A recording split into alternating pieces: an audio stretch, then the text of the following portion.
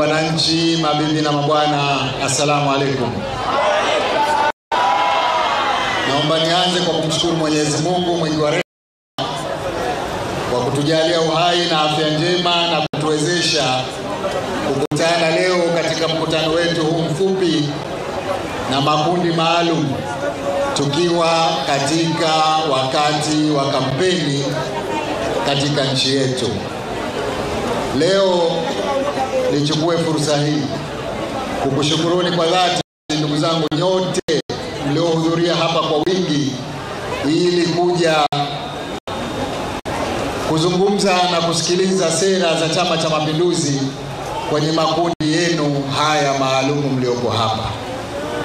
Tuliona tukutane na wakulima wa viungo, wakulima wa mboga, wakulima wa mpunga, wajasiriamali, lakini na vijana wa bodaboda. Lengo letu ni kuzungumza nanyi, kueleza sera za Chama cha Mapinduzi juu ya maeneo yenu, lakini vile kukutakeni muendelee kukiamini Chama cha Mapinduzi, kutuchagua katika uchaguzi huo unaokuja Oktoba ili tuendelee kukutumikieni. Sasa ndugu zangu, natambua kwamba makundi mliopo hapa, kwa sababu ni makundi tofauti yenye shughuli tofauti, niruhusu niseme kwa uchache kabisa kuhusu kila kundi liloko mbele yetu. Mimi natambua fika kwamba kama kuna changamoto katika nchi yetu ni ajira kwa vijana. Chama cha Mapinduzi kimejipanga kutatua tatizo la ajira kwa vijana. Mipango yetu ya utatuzi wa ajira imejikita katika maeneo matatu.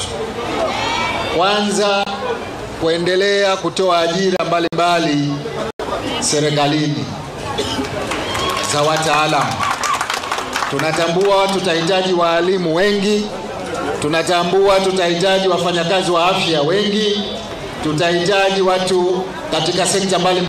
Kwa hivyo serikali itaendelea kutoa ajira ili tuweze kutoa ajira kwa vijana wenye taaluma maalumu kama katika sekta hizo na nyingine ambazo sijazitaja.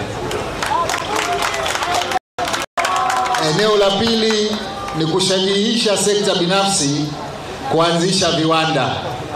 Kama mnavyotambua, kuna eneo la Dunga pale tumelianzisha kwa ajili ya kuweka viwanda. Nia na madhumuni tupate viwanda vingi viweze kuchukua vijana wengi kuwapa ajira katika maneno hayo. Tutafanya hivyo ili vijana waweze kupata ajira. Lakini eneo la tatu kubwa ni eneo la kuwawezesha vijana kujiajiri. Na hapa leo tuko na vijana hao, vijana waliojiajiri katika upande wa bodaboda, wako vijana waliojiajiri katika kuanzisha mashamba ya viungo, spice farms, wako waliojiajiri katika kulima mboga, wako wanaolima mpunga, wapo wanaouza bidhaa mbalimbali kama wajasiriamali. Na kwa maana hiyo tutaendeleza kundi hili kwa mambo yafuatayo. La kwanza, nadhani mnatambua, nasikika vizuri huko?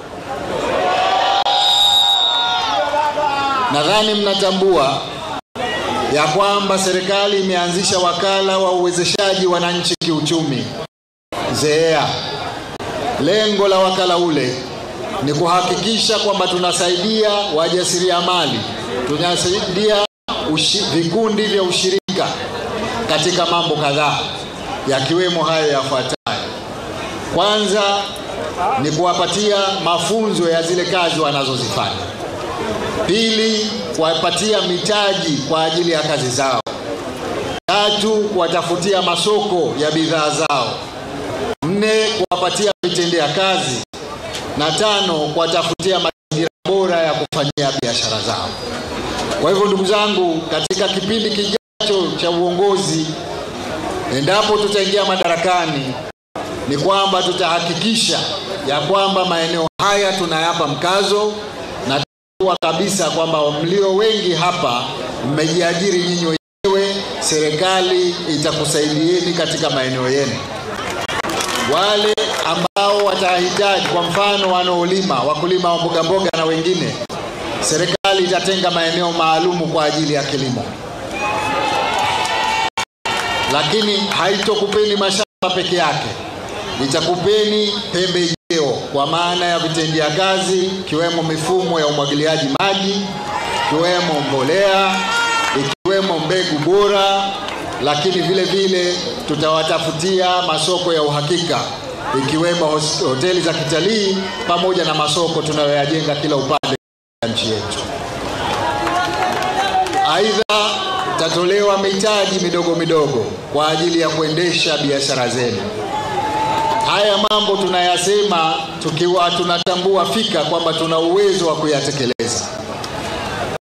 Uchaguzi uliopita tulitoa ahadi kwa wajasiriamali kwamba tutawajengea masoko, tutawapa mitaji, na tumefanya hivyo. Masoko yamejengwa maeneo mbalimbali kama mnavyotambua, Mwanakwerekwe, Jumbi, Chuwini, na sasa hivi linakaribia kukamilika la Mombasa. Tutaendelea kujenga masoko na tutaendelea kutoa mitaji kwa wajasiriamali ili waweze kujikwamua kimaisha. Ndugu zangu, ZAEA itaendelea kutoa vitendea kazi. Natambua bodaboda mpo hapa, wengi mnafanya kazi za watu. Sisi tungependa muwe na ushirika, tukuwezesheni muwe na boda zenu nyinyi wenyewe. Tunatambua kama alivyosema naibu katibu mkuu, kuna changamoto kadhaa ambazo amezitaja, sina haja ya kuzirejea. Tutahakikisha tunasimamia kuondoa changamoto zinazokukabilini katika biashara yenu. Kwa hivyo ndugu zangu, tuko hapa leo kwa madhumuni ya kuzungumza nanyi, kuwaeleza kwamba serikali hii ya awamu ya 8 katika kipindi cha pili cha utawala tutafanya mengi zaidi kuliko tuliyoyafanya awamu hii inayokamilika. Nyinyi ni mashahidi, sisi tukiahidi tunatekeleza. Tuliahidi mambo mengi, tumeyatekeleza, tena mambo makubwa. Tuliahidi huduma za afya, tumejenga mahospitali kila upande. Tumeahidi huduma za elimu, tumejenga skuli za ghorofa kila upande katika nchi yetu Unguja na Pemba.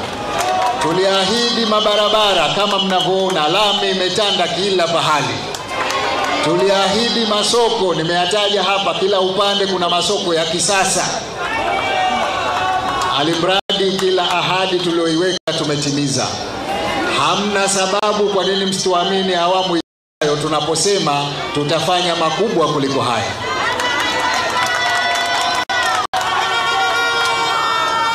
Ndugu zangu, kipekee nizungumze kwamba tutapata nafasi katika mikutano ya hadhara kuzungumza mafanikio tuliyoyapata na mengine yanayokuja mbele ya safari. Lakini kwa leo ningependa nimalizie kwa kusema kwamba kundi hili au makundi haya ya vyama vya ushirika wa ujasiriamali tutavisaidia kwa nguvu mpya kabisa awamu inayofuata.